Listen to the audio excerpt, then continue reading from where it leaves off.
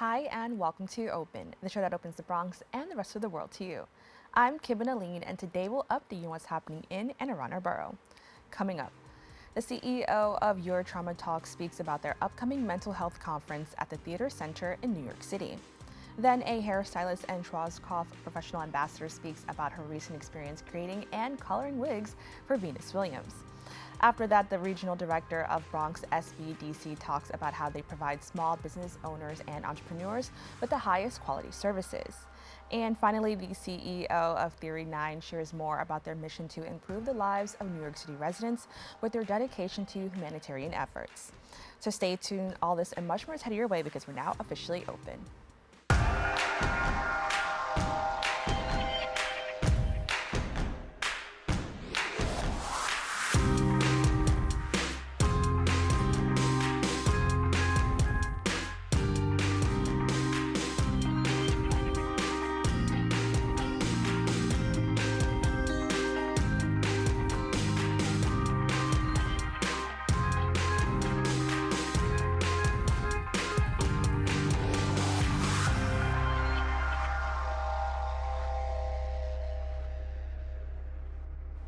Hello everyone, I'm Kibin Alleyne and today is Tuesday, September 24th.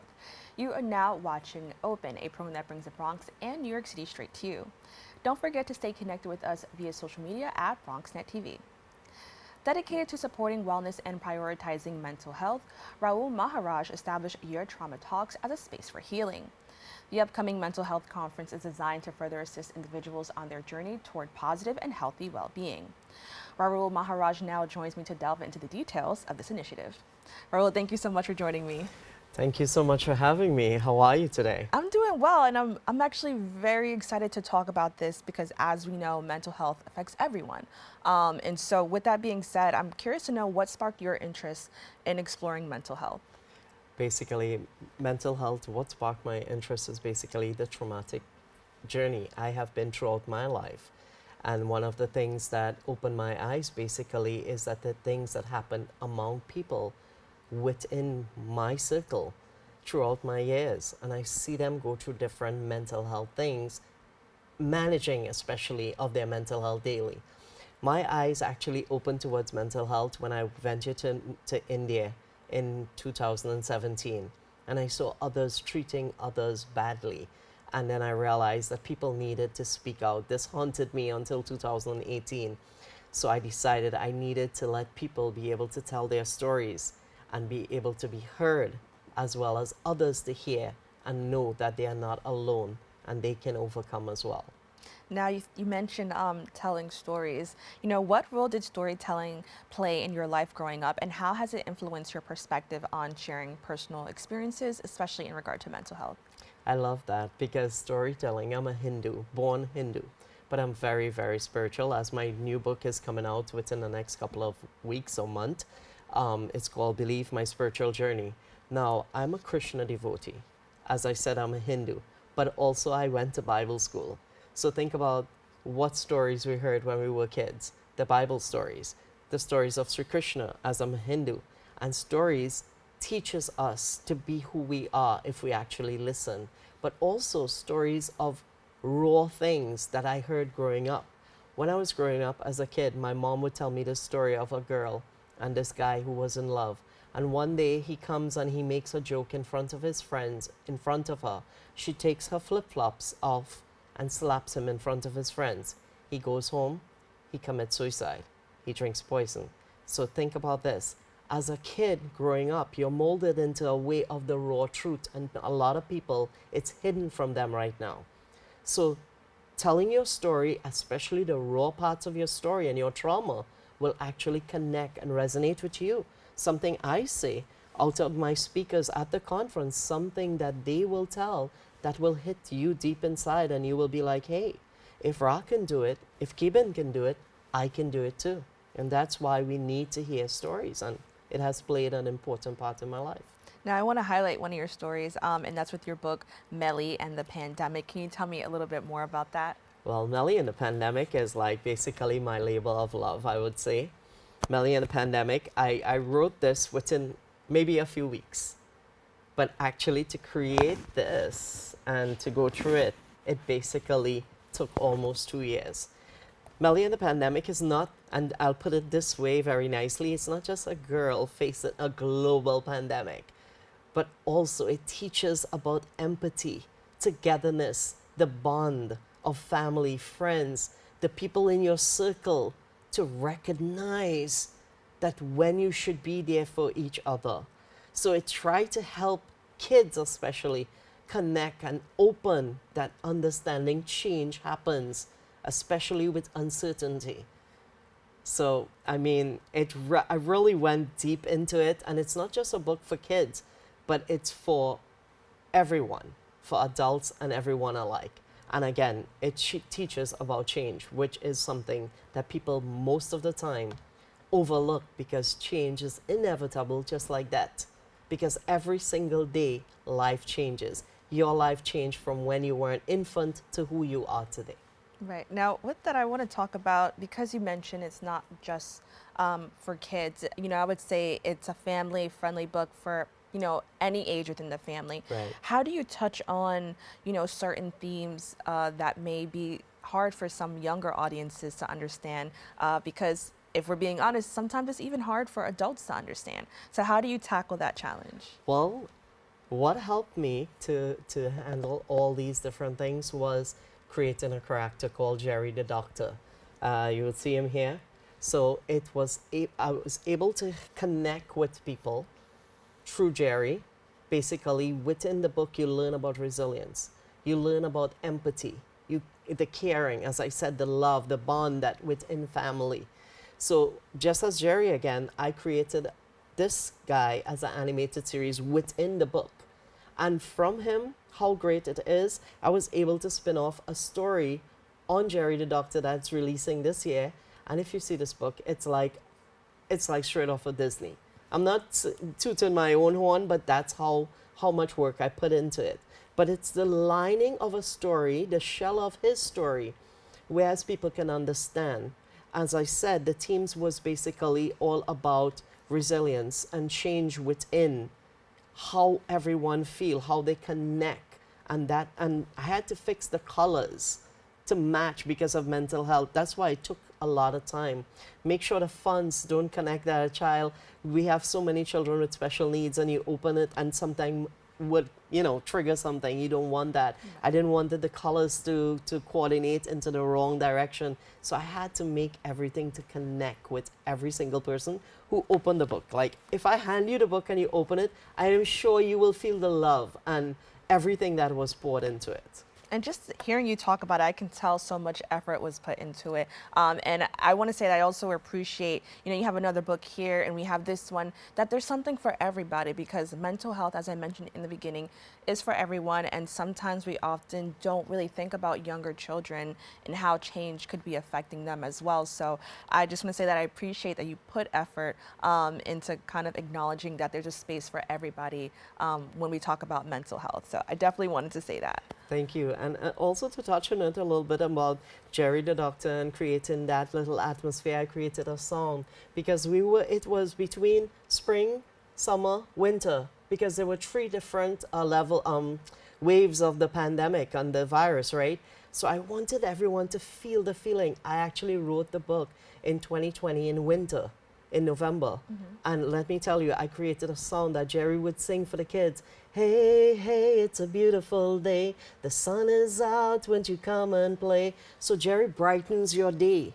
That these children is looking at this animated series. Right. And from him, not just I wrote his book, I actually created an animated series that I want to release, that I scripted already and everything just ready to go. It's just all the animation. But it's always about, and anyone, as I said, because you hear, I sent you an email this morning with my nephew, how crazy he was. My nephew, the first thing, calls me this morning to go like, Uncle Ra, are you coming by me for Thanksgiving? Oh, that's so sweet. Right. So I sent you that video that resonated with the book. When he got this book for Christmas, he went crazy like, oh my God, it's Melly and the Pandemic. I have 2 other kids. I've read this book and all they keep asking is, Ra, when is the part 2 going to come out? Because I ended it in a very nice way. So it has so much more that you can go into depth with helping a lot of kids and everyone. That's amazing. Now, I really want to talk about the mental health conference. Can you Yes. just tell us, what can people expect when they interact with this? Okay, well, the mental health conference, even mind blowing. Your trauma talks. It's my little TED Talks. I don't want to get sued for anything, but this is what I created, a safe space for people to come out and talk their stories. Where on my poster, you will see all these amazing speakers that's coming in from Canada. A keynote speaker, Yannick Sadie. She's an author as well, and she talks just recently. We have a post on the New York Wire, and she spoke about people need to speak out. You see, speaking out, too many people are just stay in silence and they don't be heard. And this is one of the main things about it, to connect with others, to let them know you are not alone. And that's one of the main things that this conference is going to bring together. Now, what advice would you give to somebody who may, feel hesitant to start, their mental health journey? I know it can be a big step for a lot of people, but that first step is so important. So what advice would you give to somebody who's kind of struggling with that? See, like when people tell you, right, you should join the gym, this is going to happen, that's going to happen. But if you push someone too much, it will become overwhelming. You don't want to do that. My way of telling people to look after their own mental health is not just telling them to make a nice meal for yourself, a healthy meal which will line up perfectly with your mental health. Taking small steps in fixing your own mental well-being, taking time out for yourself, especially because you take 5 minutes. People tell you, oh, you need to meditate. How? People ask that question when so many things is happening in your mind. But connecting with yourself, your God, the universe, whatever gives you that peace inside, starts with a little step of helping your mind be at peace of who you are within, to help your mindset to start getting into the right place of either doing exercise, yoga, as I said, cooking the right meals. But managing your mental health daily, completely different from different disorders. Now, if you have a therapist, if you have a psychologist or psychiatrist, continue doing your therapy, continue taking your medication. Nobody is saying no. But I'm talking about different, like daily mental health management. You have times, in the conference that's coming up, we have so many different topics. And one of them is trauma at the workplace. You think about you, the place that gives you that dollar to pay your rent and pay your bills, and you resent going to work because of different things that happens daily at work. So these are the things we want to show that, hey, listen, you can overcome this and have a different total mindset with everything that comes together. Well, thank you so much. Can you quickly just let everybody know where they can go to learn more and how they can actually be a part of the conference? Sure. You can just scan the QR code that's on the screen, right? We're going to have it on the screen. Mm-hmm. You can scan the QR code and you can get a ticket. It's on Broadway at the Theater Center, and it's actually, you can find us on IG, Your Life Experiences with Ra, YLEWRAH.com, everywhere like that. You want to find me. And it's Rahul K Maharaj. You Google me. Okay. I'm all over. Well, thank you so much for joining us and sharing your journey. And thank you so much for having me. It was amazing. To learn more about Your Trauma Talks Mental Health Conference, please go to the website on your screen below. We'll be right back.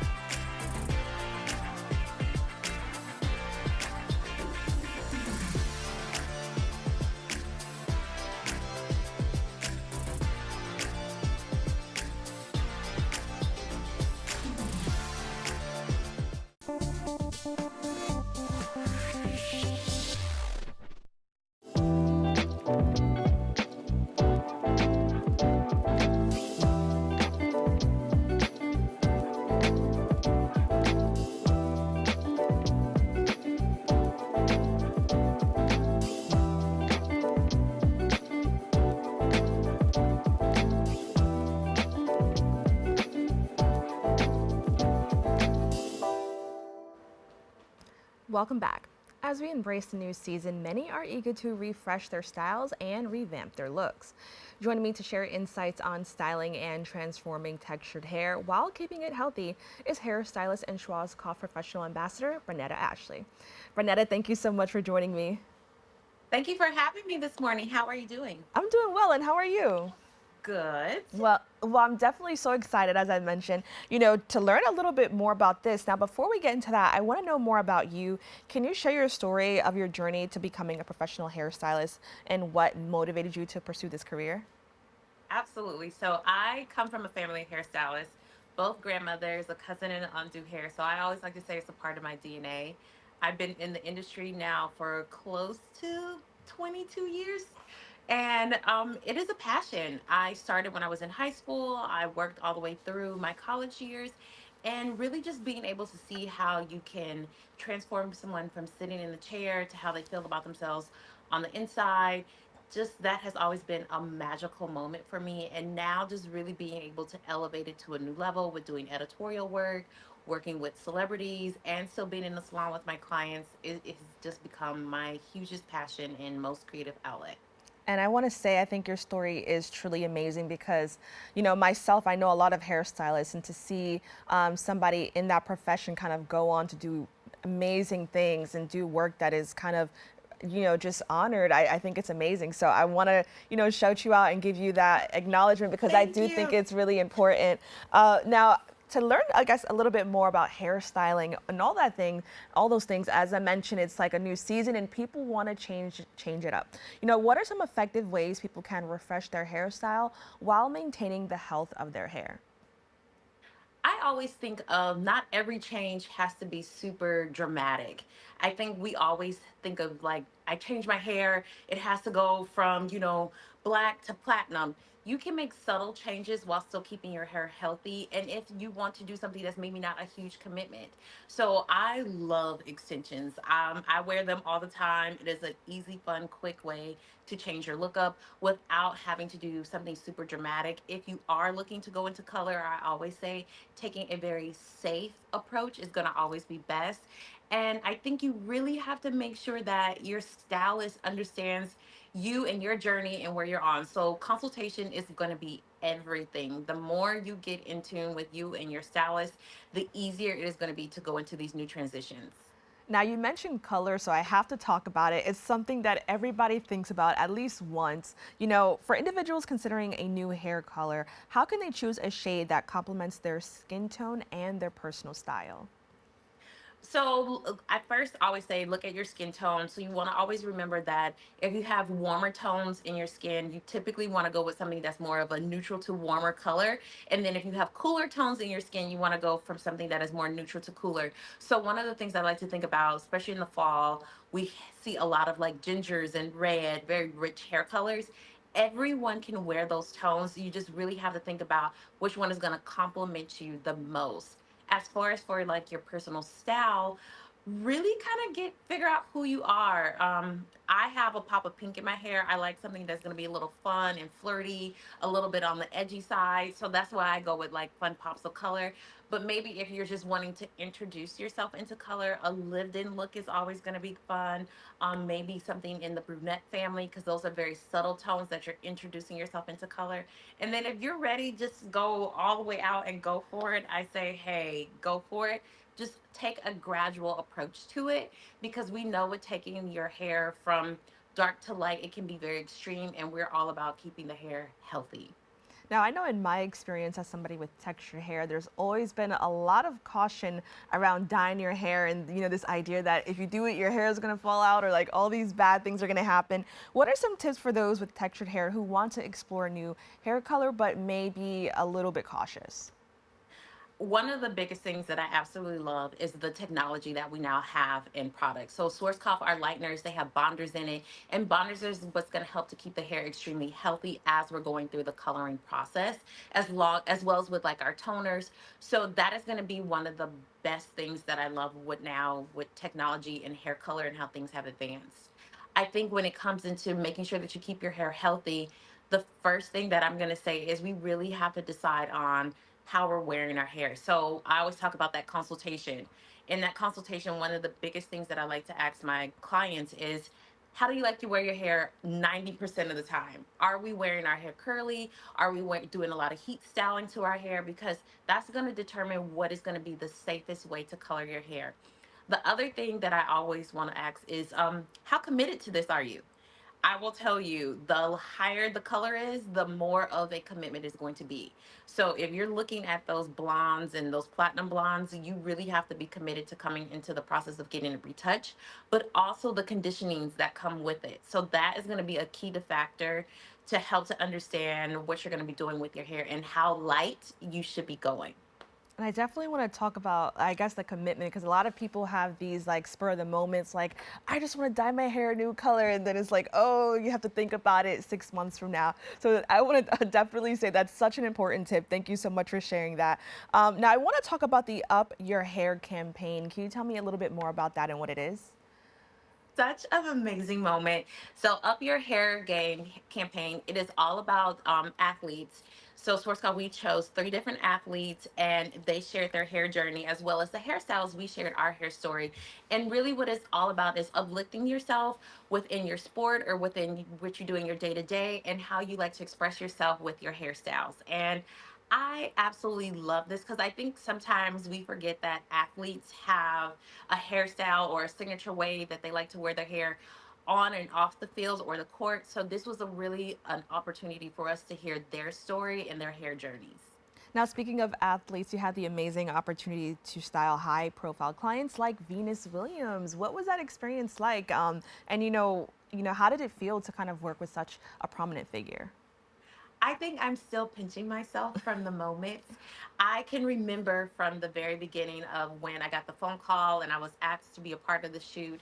I literally took a gasp of air because I couldn't believe it because she's such an icon. She's someone who I grew up watching. She is someone who is super inspirational. And I think when you hear her hair journey, she made being authentically yourself okay on the court. As a kid, growing up wearing my hair in beads and braids, and then seeing her on the court having that same hairstyle, you really got to embrace who you are. And when I was creating looks for her, I really wanted to create looks for her that really was able to embrace who she is and stepping out of the box a little bit too. That's amazing. And I think that especially, people like me who, African American background, our hair is a huge part of who we are and how we express ourselves. So I think just hearing, how you talk about her and her hair, when she was younger, I think it's so amazing. And I think that she was a perfect person to kind of highlight that. So thank you so much for sharing that story. I love to hear it. And I think it was pretty amazing. Did you learn anything about yourself, throughout that journey? I think one of the biggest things that I learned about myself is that just being able to continue to push the boundaries.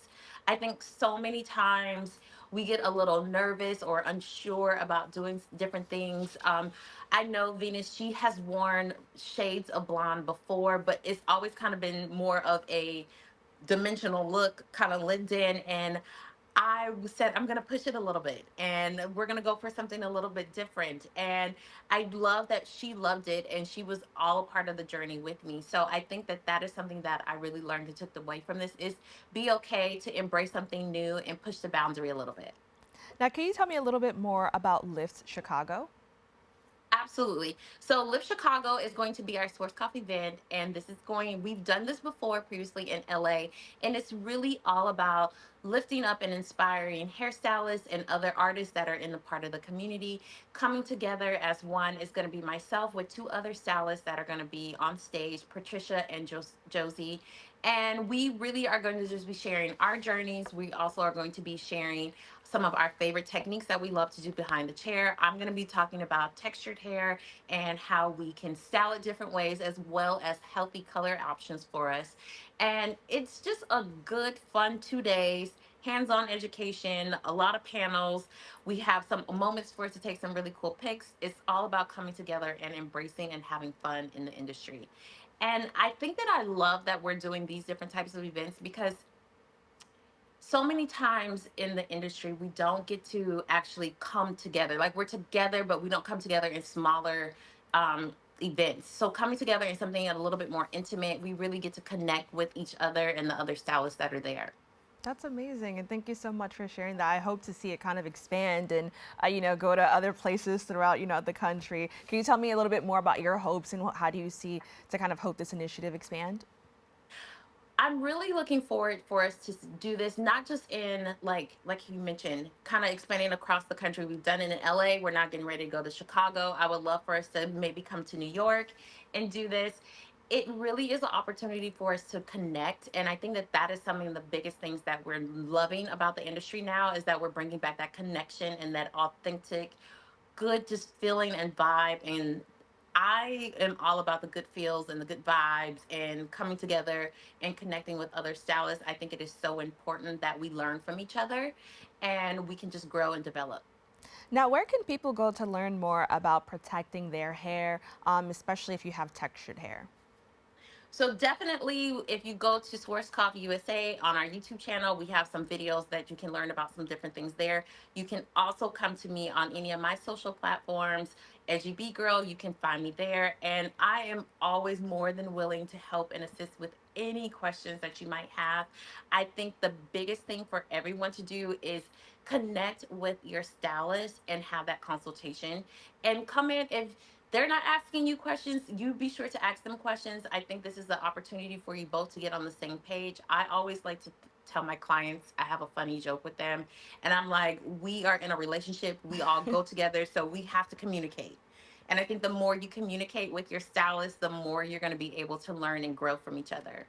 Well, I definitely see the landscape of hairstyling and just the hair world changing and evolving daily. As we have places like YouTube where people can learn how to do their hair, or people more people becoming professional hairstylists. I think it's kind of an amazing landscape that we're seeing and how it's changing. And I can't wait to see. I'm definitely going to follow up with you and see how things have grown because I think you're doing amazing work. And with that being said, I want to thank you so much for taking the time to join us and speak a little bit more about your journey. Thank you so much for having me. I'm definitely looking forward to seeing you in some color this season Right. coming up. I want to see something new and fun with you. Try something out. Don't be afraid. Embrace something new and different. But I really appreciate the opportunity. So thank you. Thank you again. If you would like to learn more about the Schwarzkopf Professional Up Your Hair Game campaign, please visit their website, which you can find on the screen below. Stay tuned. We have more for you right after this. 19.7% of Bronxites currently experience food insecurity. Meanwhile, instead of these nice, colorful foods, this is the best food that they have access to. If this sounds like you, there are a bunch of resources to get healthy food for free or cheap. If you want to help, you might consider donating or volunteering in one of these places. Community fridges like this one are all over the city and allow New Yorkers to conveniently donate extra food to people who might need it. Go to this link and find your nearest one. Food banks and pop-up events like these provide millions of healthy meals to families in need. These organizations are distributing meals to Bronxites as we speak and are always accepting donations and volunteers. What's up, creative family? Discover your voice with BronxNet Community Media classes. Are you ready to bring your ideas to life? At BronxNet, we offer television production classes for community members ages 18 and over, empowering you to share your vision with the world. Get certified in field production, in-studio production, and our new exciting addition, podcast production. Once certified, you can create your own show to air on one of our 6 TV channels.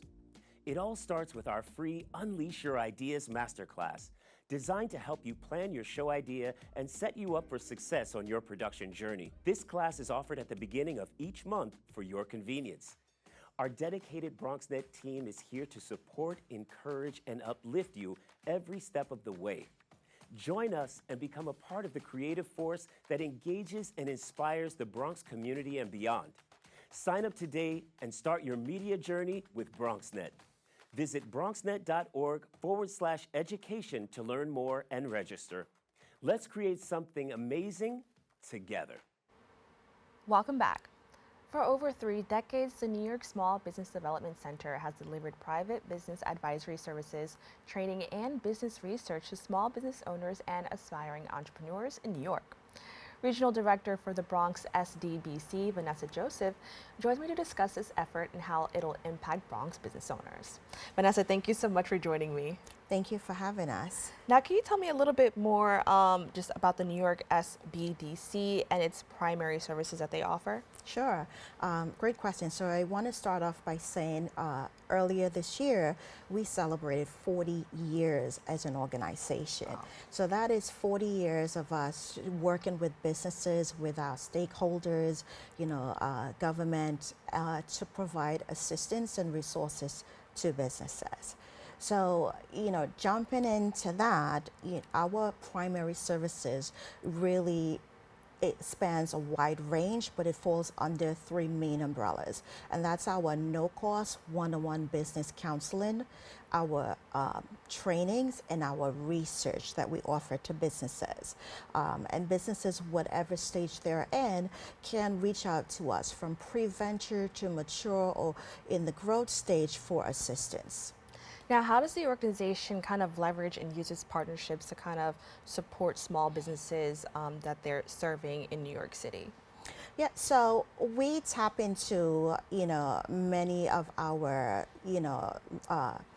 stakeholders and our partners to leverage this. And, starting with the Small Business Administration, we are a federally funded program powered by the SBA, and it's through their resources that we can tap into, where we work with other key partners like SCORE and Veterans Business Outreach Centers and the Women's Business Centers, organizations as such, and along with all of the resources under the SBA's umbrella. So that's key for us. And then we partner with State University of New York, SUNY, to administer our program through the Research Foundation. And we are housed on campuses around New York. So currently we have 20 centers that businesses can go to for services.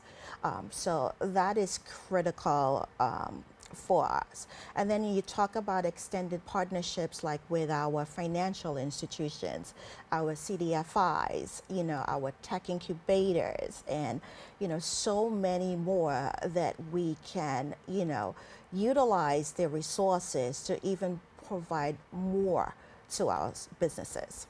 Now, when entrepreneurs go in for this expertise, what are some of the things that they'll experience, and what kind of advice are they given?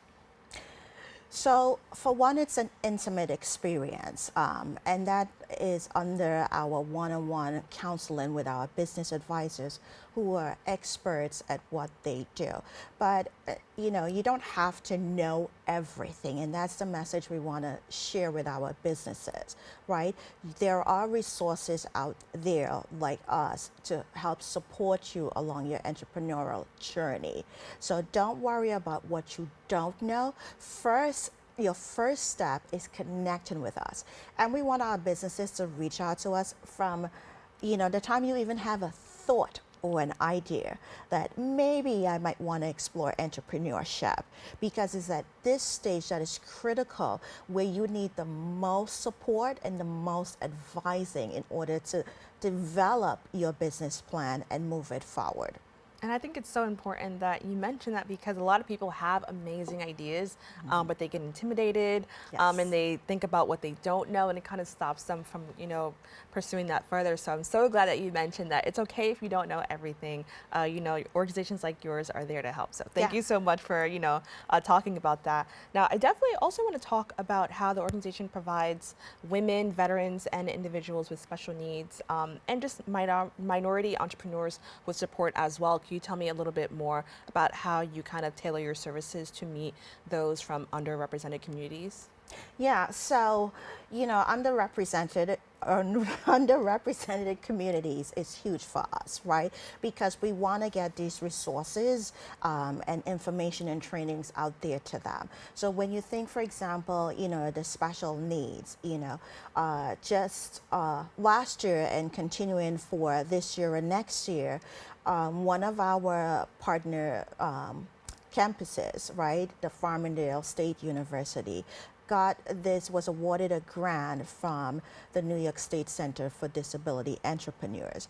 And with that grant, they partnered with 10 other SBDC locations to provide trainings to the disability community. And that is huge, right? And we started off the series from the first training that focusing on is entrepreneurship for you, because that's really the biggest question, not just only with underrepresented communities, but also with all business owners in general. Is it for you? Because there's a lot of work involved in owning and operating a business, and it's no easy task. So I don't want to undersell that at all, but that's one of the ways we were able to bring these trainings to the special, individuals with special needs, and it's been successful thus far. And can you, just hearing this, I just like to know, maybe one, what are some of the challenges that some of the people in these communities face? But, what are some success stories that you've seen in ways that, this work has been able to help them? Yeah, so one is access to resources. Another is being intimidated as well to start, a feat at starting and running a business, and the capabilities that are needed for this. So those are the challenges we help them overcome. And by no means I want it to be made as if we do this great work on our own. It is a combination of other resources and partners as well that work with us to achieve these results for our special needs community, right? So this, we want to always encourage them to step forth, because there's a lot of successful businesses that have been started by, the disability community, and they are thriving and growing, and more it's being added every day. Now, can you tell me a little bit more about the research network, the New York SDBC Research Network? Yeah, so the SBDC Research Network, we want to think of that as a library of resources, and it has its own librarians, and they support the network throughout New York State. So when it comes to gathering information on industries, financial norms, economic data, even as simple as sourcing a business plan that's similar to the business that you want to operate in, we tap into our research network to assist us with this. Advisors do a lot of research on their own, but for that more in-depth to pull figures and data, this is where the research network comes in, and we could not do what we do without their assistance. Now, how does the organization integrate feedback from clients and make sure, as we mentioned, celebrating over 40 years, how do you evolve and kind of change so that you do meet the needs of, the changing clientele? There's an old saying, and I did not make it up, feedback is a gift, and it truly is. Because as an organization, as a federally funded program, that is our gift from our clients, because they're the ones that deal day to day, in the business streets, like I like to say, right, Main Street. And they let us know what their needs are. And this allows us now to advocate on behalf of businesses, whether it's with legislators, local government, or even other partnering agencies, to be able to implement new programs and trainings that support these businesses in their growth. Now, how does the New York SDBC collaborate with other state economic development agencies and private sectors to maximize support for small businesses? Yeah, so the collaboration runs a gamut, whether it is we're working with ESDs and other agencies to bring these initiatives to, small businesses. And, that is critical, and I cannot keep reiterating that to our success, because it's through their extended resources we are supported.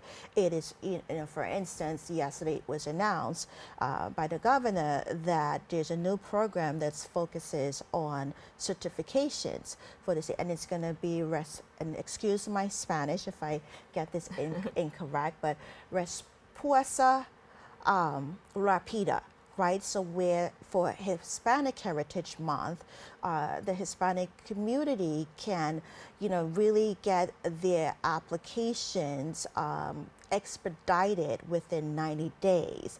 And that is going to have a huge impact. So it started from yesterday on the 16th and it's going to run through October the 31st. So we're looking to work with our Hispanic small business owners to assist them in getting certified through that program.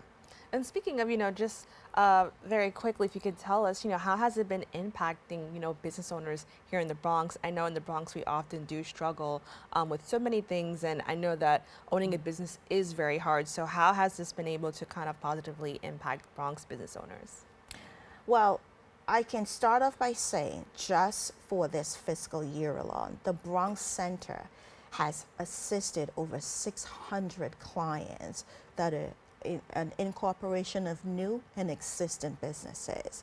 Now, when you think about that number, 600 businesses that potentially started or was able to stay in business or grow their business. Now that is a huge success in itself. And then we add things like the economic impact of that, right? The dollars staying within the community, spending in the community and regenerated around, our lifestyles. I think that does such a great service for the Bronx and the community when it comes to economic development. Well, with that being said, I want to thank you so much for joining us. Just sharing the work that your organization is doing to help New York City as a whole, but of course, to help, business owners like we've seen around our community right here in the Bronx. So with that, I want to thank you so much. Thank you for having us, and we will come back anytime to keep updating you. Yes, of course. Thank you. To learn more about the New York Small Business Development Center, please go to the website at nysbdc.org. We have to take a quick break. We'll be back with more Open right after this.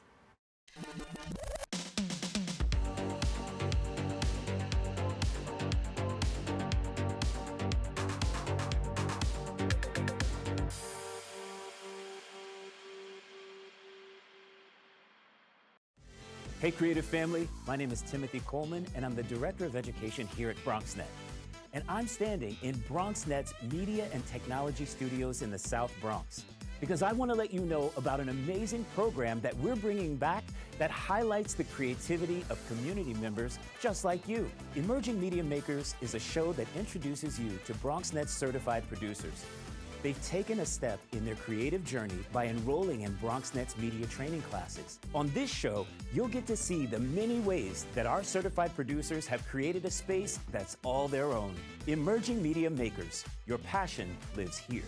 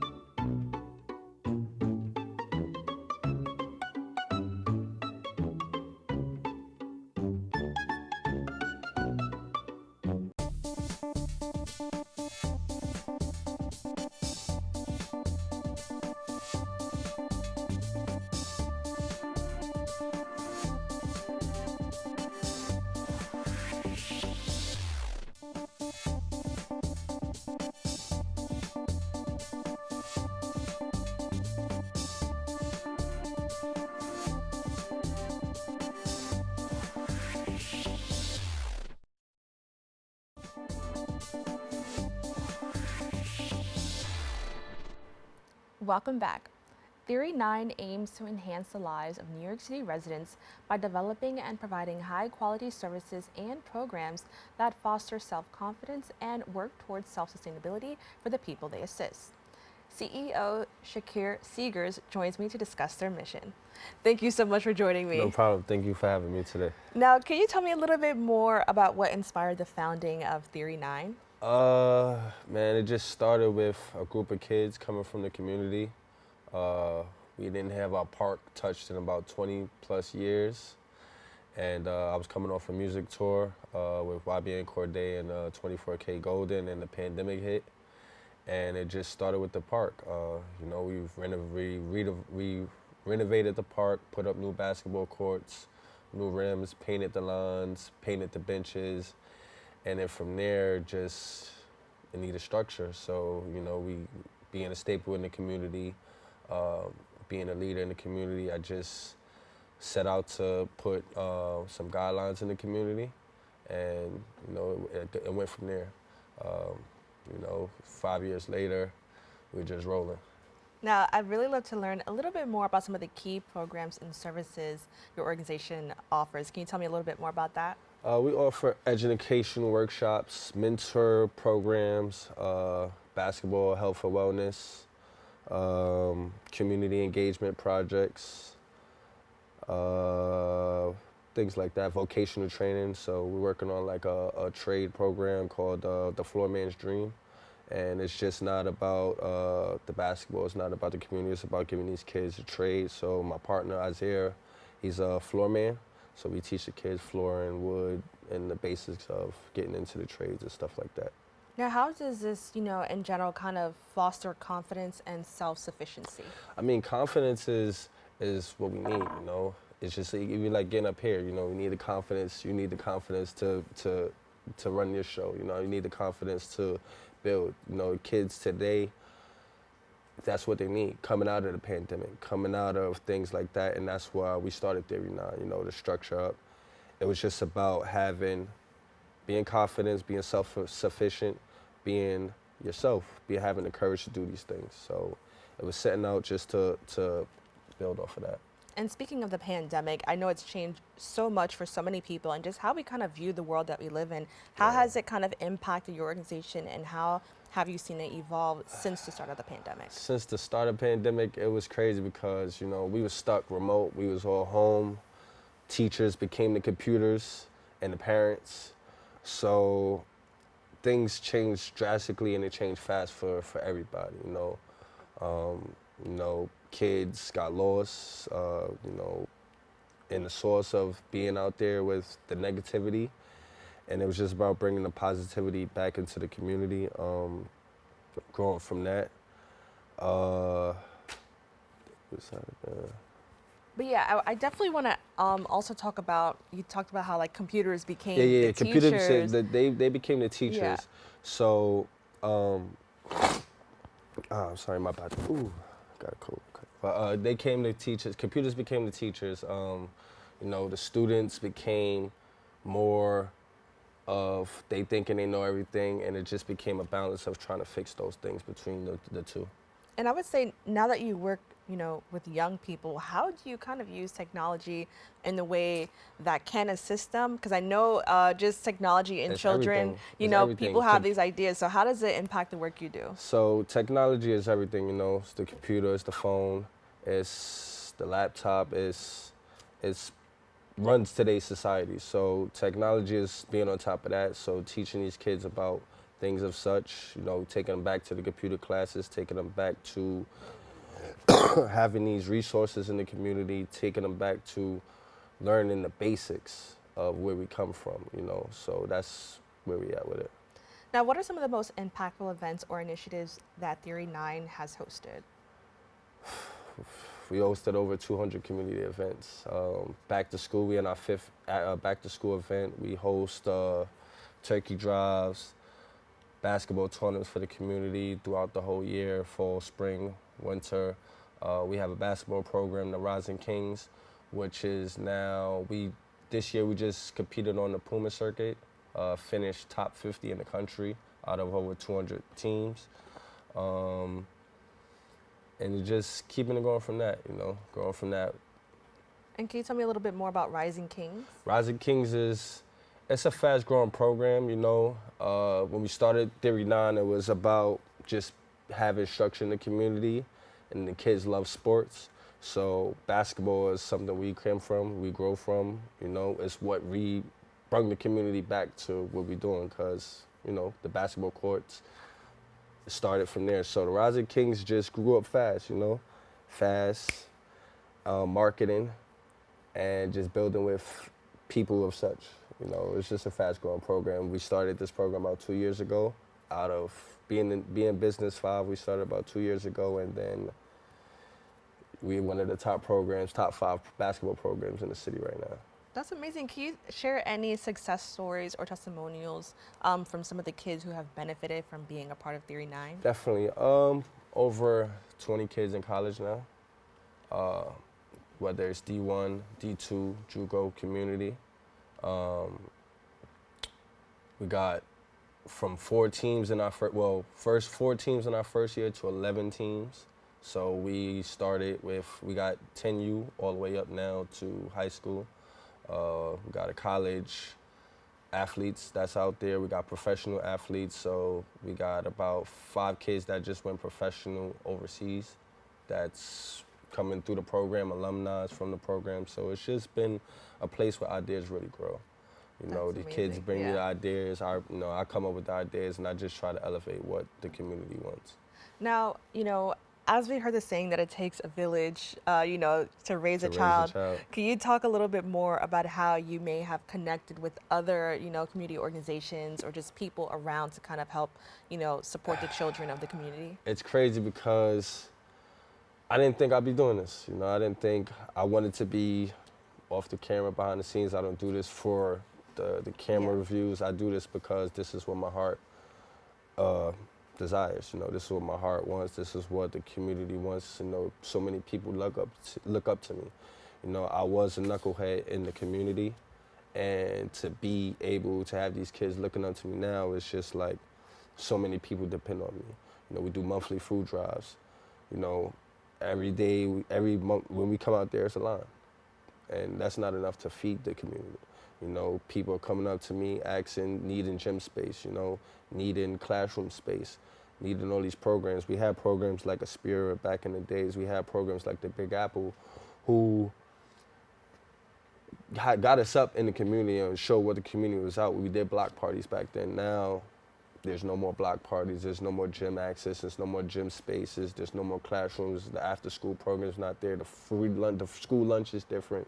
The program is different. They took so much away from the community. So it's just, we were here to revitalize that, plant the seeds and just elevate what the community wants. It started in the Bronx, now 5 boroughs, and it's about New York City residents. Started thinking about, hey, we want our community to be great, but now people are watching.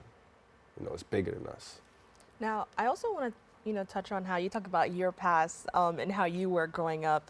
But I also think it's very important to show children that despite what they came from, they can kind of still change. Can you talk about the importance of being that representation? I just look in the mirror and tell them confidence, right? Self-confidence, self-made, self-motivated, be the motivation.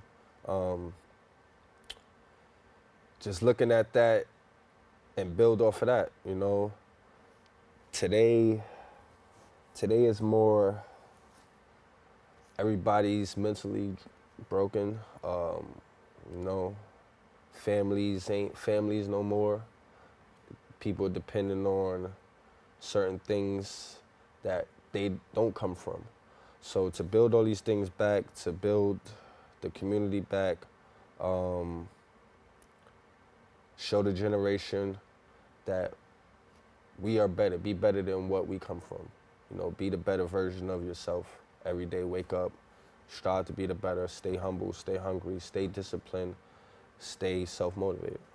Now, I also want to talk about, since, in the Bronx and even throughout New York City, we have a very diverse cultural background. How do you connect with, people from different cultural backgrounds, and how do you kind of make people feel like they belong? It's just treat people how you want to be treated. Coming up in the Kingsbridge community, when I first moved here, it was a black community.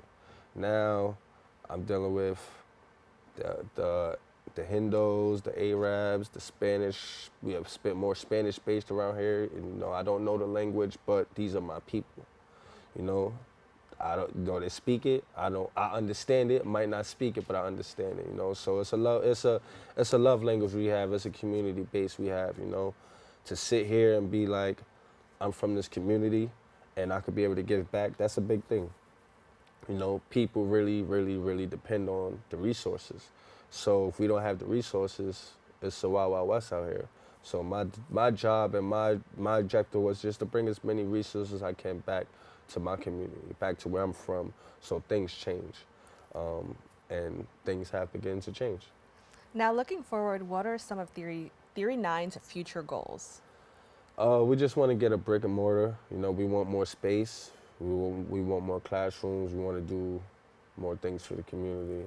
So it starts with just having our own place, a brick and mortar to have the kids come.